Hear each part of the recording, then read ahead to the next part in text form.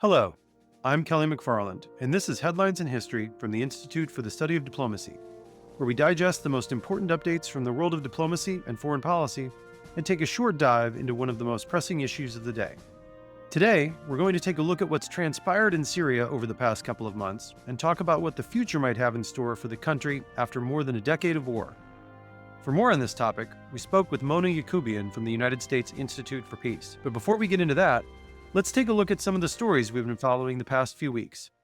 My friends, I want to talk to you today very simply about government.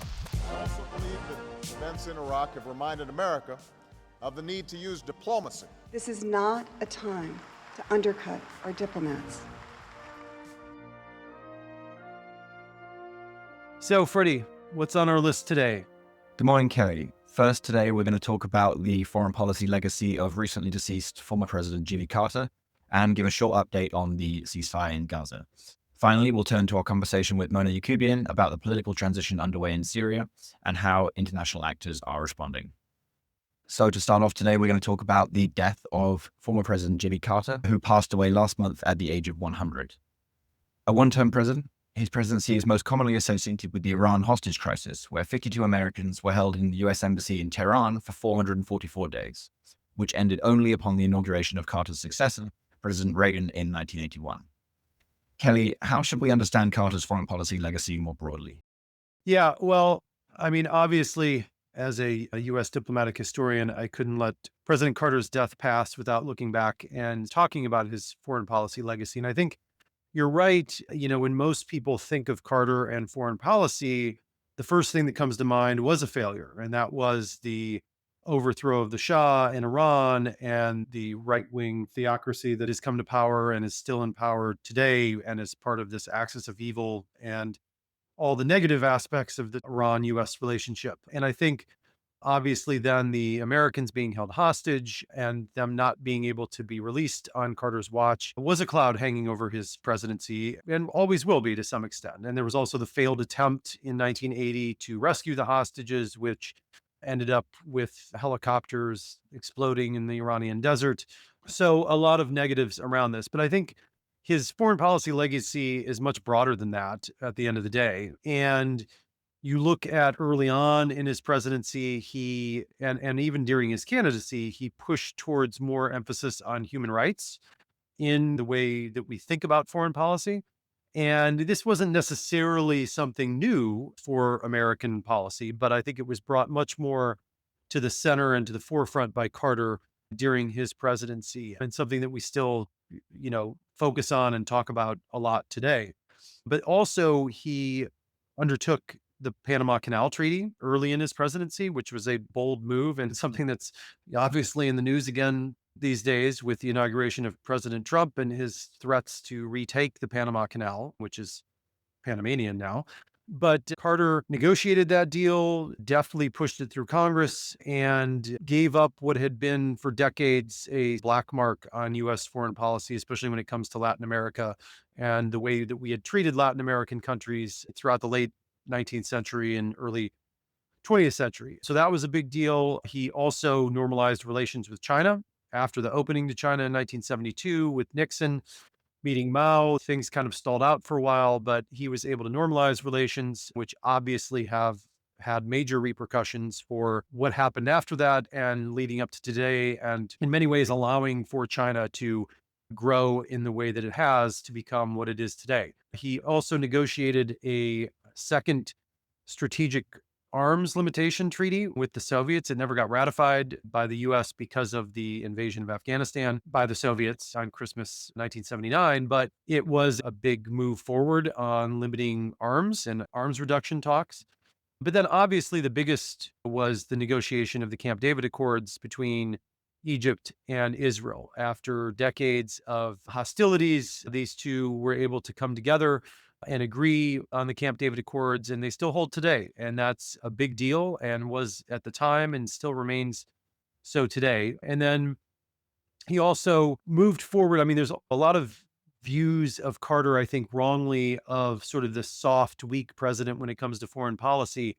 But when the Soviets invaded Afghanistan at the end of 1979, he was extremely quick to start arming the Mujahideen and sending them defensive and offensive weapons to take on the Soviets. Now, obviously, this had some long-term issues once the Soviets left and what happened in Afghanistan. But at the time, this was a forceful response to their invasion of Afghanistan and ultimately would help push the Soviets out of that country. He also undertook a lot of moves on basing issues in the Middle East region and really building up what was not like a command for the military, because we didn't have central command before this point. But he did a lot to lay the groundwork for what would become the creation of CENTCOM in the 1980s. And then obviously the Carter Doctrine, which again was a doctrine he put in place in his State of the Union speech in 1980 after the Soviet invasion of Afghanistan, that basically said the U.S. would look upon any move by the Soviets into the Arabian Peninsula or the Persian Gulf region as a move against the United States, and we would defend that. So, some fairly big foreign policy issues that he dealt with and some successes in there, notwithstanding the Iran situation. As is the case, though, with all U.S. administrations, Carter didn't necessarily always live up to his human rights standards, but at least he did more than any to that point to push human rights into U.S. foreign policy. So next, we're going to talk about the biggest piece of international news in the last week, possibly apart from Trump's inauguration, which was the ceasefire between Israel and Hamas in Gaza. On January 15th, the Qatari Prime Minister, whose government was deeply involved in mediating the talks, announced that Hamas and Israel have agreed to terms that would see an immediate ceasefire, the return of hostages and detainees from both sides, and a phased drawdown of Israeli presence in the Gaza Strip. Kelly, obviously this is good news after 15 months of war and over 45,000 people dead. But overall, how optimistic should we be for this ceasefire? Yeah, so this is obviously extremely welcome and long overdue news. And a lot of this about whether or not we should be optimistic, I think we should be extremely happy right now that this has happened. Optimistic, I think, might be a strong word, because while I think things will be okay for the next month or so, I think after that, it gets a little tricky. So just to remind folks, there was a very small ceasefire that lasted 6 days back in November of 2023. And there was a few rounds of prisoner swaps. And as is often the case, both sides blame the other for breakdowns in further exchanges of hostages or further ceasefires. There's been talks, going on for months and months on trying to get some sort of ceasefire or further exchanges of hostages. This time, though, the plan, and we've seen the first release of Israeli hostages at this point, but the plan is for 33 Israeli hostages to be exchanged with several hundred Palestinian prisoners in the first 42 days of the ceasefire. And then the remaining hostages will be released during the second 42 days. But as I noted, that second part is going to be trickier than the first part, mainly due to the fact that that second portion would see all remaining male hostages released by Hamas, along with a full withdrawal of Israeli military in Gaza. That would take place by the end of that second 42-day period. What exactly, quote, full withdrawal means is also another issue. There's some language in here that isn't necessarily the most specific and agreed upon yet at this point. So that's what is making this second half of this a little bit trickier. So now that we've started the first phase, though, they're still working on what that withdrawal, along with what governance in Gaza will look like moving forward. Hamas, they've been in control of Gaza for almost 20 years now. They want to continue a presence in Gaza. At the same time, Netanyahu has vowed to achieve total victory, which he says involves the total destruction of Hamas as a governing body. So obviously that's another sticking point. Moving forward, we do have the new variable, though, of the fact that the Trump administration is in place. So what sort of pressure Trump puts on one side or the other remains to be seen. We do know that his Middle East negotiator, Steve Witkoff, did play a role with Biden administration officials over the past weeks getting this ceasefire put in place. So he's a known entity and has already been working on this. So we'll see what happens. And then there's also the domestic politics going on in Israel and the far-right members of the Netanyahu government threatening to resign from Netanyahu's coalition. So while the first 42 days seem more straightforward, and fingers crossed we get at least a respite of a little over a month from the fighting, the second half is going to get trickier. So we're going to have to see what they can come up with to solidify a lot of these points for the second half of this ceasefire deal in the coming weeks. We now move to our conversation on Syria with Mona Yacoubian. Mona is the Vice President of the Middle East and North Africa Center at the United States Institute for Peace. Prior to joining USIP, Mona was Deputy Assistant Administrator in the Middle East Bureau at USAID from 2014 to 2017, where she had responsibility for Iraq, Syria, Jordan, and Lebanon. Mona also previously served as the North Africa analyst in the State Department's Bureau of Intelligence and Research. Let's listen to the conversation.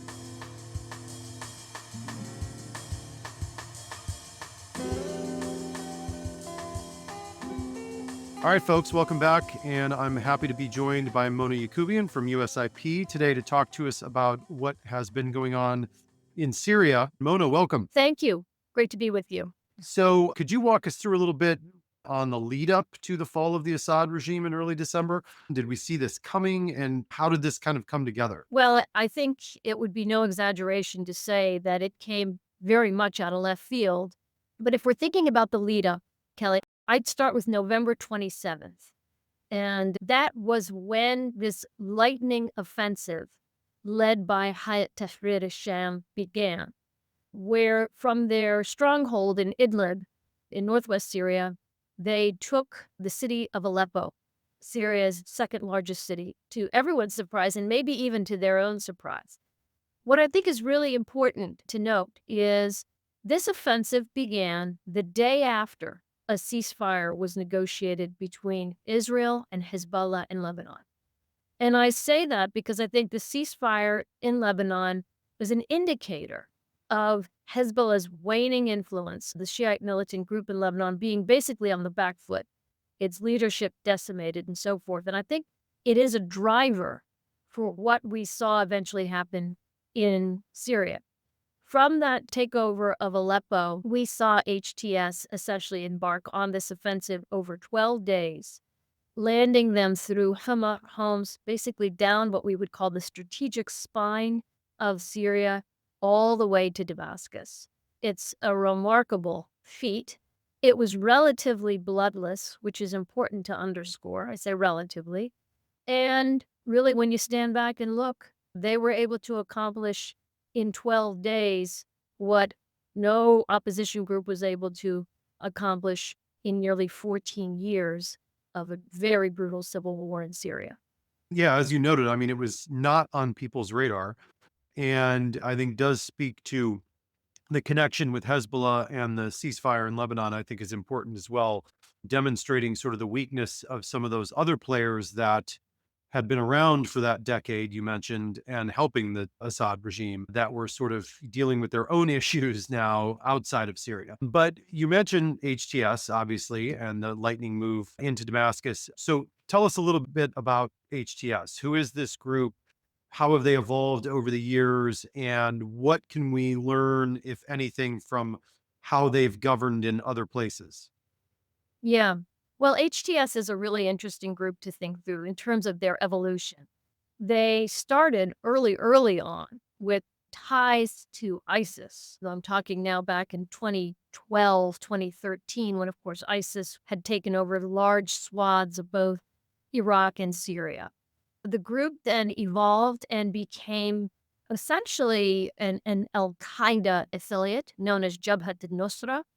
But then around the 2016-2017 timeframe, they essentially cut their ties with al-Qaeda and became Hayat Tahrir al-Sham. And I think what most distinguished the group at that point is they sort of relinquished that transnational agenda that we associate with al-Qaeda and really focused in and became very much a Syrian group based in Idlib, as I said, this one governorate in northwest Syria that remained under rebel control.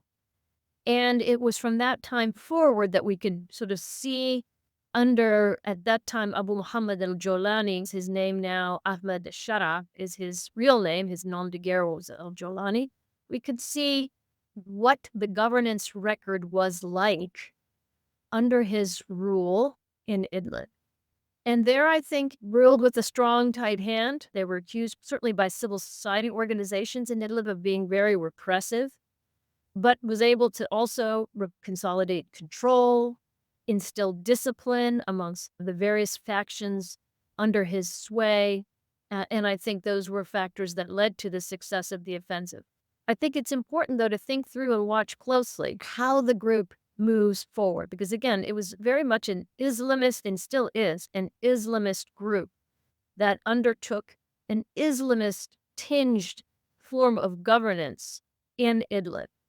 Since December 8th, the collapse of the Assad regime, Shara has professed to be more inclusive, has issued sort of, guarantees to the Alawite minority, which is important given, of course, that Bashar al-Assad hails from the Alawite minority, painting a picture of an inclusive Syria in which all of its many minorities, Christians, Kurds, Druze, others, would be part and parcel of the country and of its governance. It's going to be critical in the days ahead to see whether or not, in fact, this profession of inclusion is real or is it instrumental? Is this kind of saying what folks want to hear, but then the reality being very, very different on the ground? And honestly, Kelly, only time is going to tell. We're going to have to wait and see whether or not Shara is true to his word, or whether, in fact, he sort of consolidates control as an Islamist group ruling Syria with a heavy hand.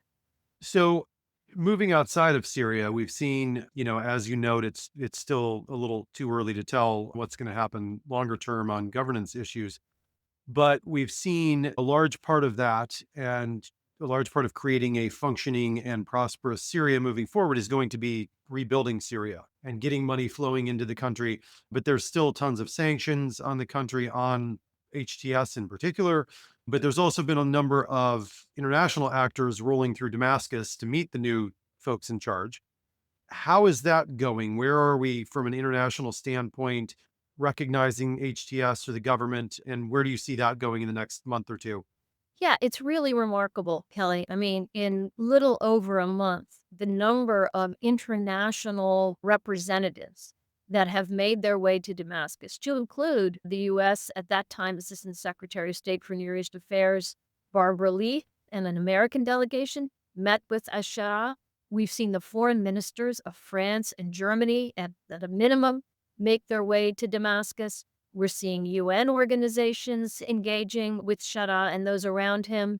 And I would say, perhaps most importantly, we're seeing regional stakeholders play a role. I think I would put Turkey at the top of the list as probably the regional actor best poised to be a key power broker in Syria, given its longstanding, if somewhat quiet, ties to HTS. We're seeing Gulf countries engage. The Saudis, for example, have established an air bridge to provide humanitarian assistance. The Qataris have a long-standing relationship with the Syrian opposition. This was the only Arab government that did not normalize and, in fact, maintained an embassy of Syrian opposition elements in Doha. So we're seeing a broad range of contacts. Something else that's kind of interesting is we're speaking on January 21st when the Davos Economic Summit is going on, and there's word that the Syrian caretaker foreign minister is supposedly going to be in Davos, which is kind of a fascinating, I think, indicator of where Syria is going or where it's gone. But to your point, I think these ties are going to be very important precisely because of the dire humanitarian situation on the ground in Syria. The situation in Syria has gotten worse and worse and worse every year, so that just before this collapse of the Assad regime, the humanitarian situation in Syria was the worst it had been in nearly 14 years of war. So we have 16.7 million Syrians who are in need of humanitarian assistance. That is a staggering number. And we also have to remember there are 12 million Syrians who are displaced, either internally as IDPs or around the region as refugees. And of course, we can't forget, after nearly 14 years of war, the very significant destruction that has taken place in many Syrian cities and towns. And so the reconstruction efforts are going to be also quite significant. And so with all of that on the plate, this is a government, a transition government, I should underscore, that is very much looking to the international community for support that it's going to need. Yeah, and it's going to have ripple effects across the region into Europe, especially with who knows what the refugees are going to do, if they're going to come back. Is there going to be the infrastructure, and is it going to be rebuilt?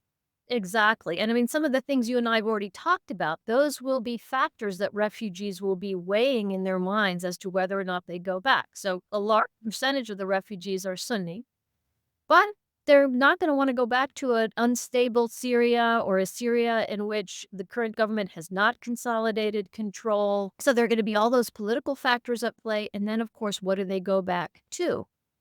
And if their homes are destroyed and so forth, well, so who's going to help rebuild? Those are all going to be, I think, key factors weighing on the minds of Syrian refugees who no doubt are anxious to return home. That is certainly something one hears when we speak to Syrians living outside of Syria, their deep desire to go back. But to what? And are there jobs? Are there livelihoods? What does the Syrian economy look like, etc.?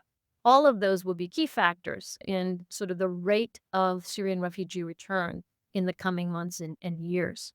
Yeah, and shocking to think that after years of now thinking that it was a done deal, the outcome of the Arab Spring in Syria is now still an unknown question or an unknown answer. So we'll kind of have to see what happens in the coming years. Indeed. I'll add one more point, which is, I think, in some ways, the collapse of the Assad regime is probably the most consequential of all these so-called Arab Spring or Arab uprisings, or I would say the most consequential reverberation coming from the Gaza conflict and all that came out of that. So it's an incredible set of developments that's well worth watching in the coming months. That it is.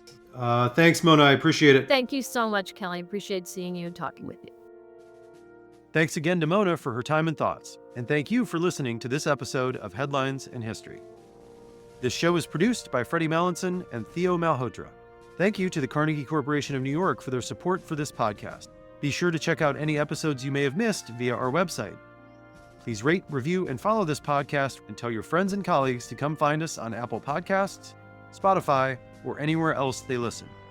Follow us on Twitter @GU Diplomacy and visit our website, isd.georgetown.edu, to learn more about our work. I'm Kelly McFarland. Until we meet again.